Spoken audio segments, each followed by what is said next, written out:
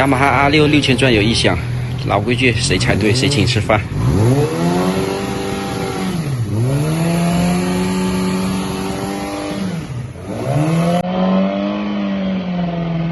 猜到了吗？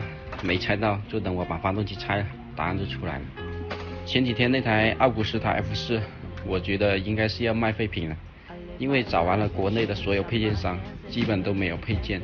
有人加我说他那边有配件，但是他说的第一句话当场把我问懵逼了，我一脸懵逼的不知道怎么回答他了。他居然问我是多少排量，我当场懵了。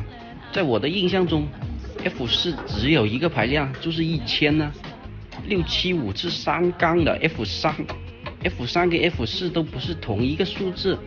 还有800是叫 MV800，那是街车款，根本都不是一样的。F4 是赛趴的，只有一个款，只有一个排量，它最多说是版本不一样，什么美国版啊，什么日版啊之类的，还有本土版之类的，怎么会发动机排量不一样呢？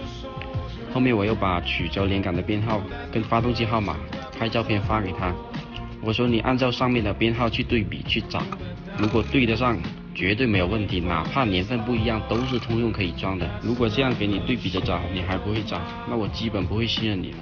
说完这句话之后他就一直没有回复过了。后面我看了一下，发现我已经被他删了。有人就会说，人家的初心是帮你找配件，你怎么会把人家当成骗子呢？这里我要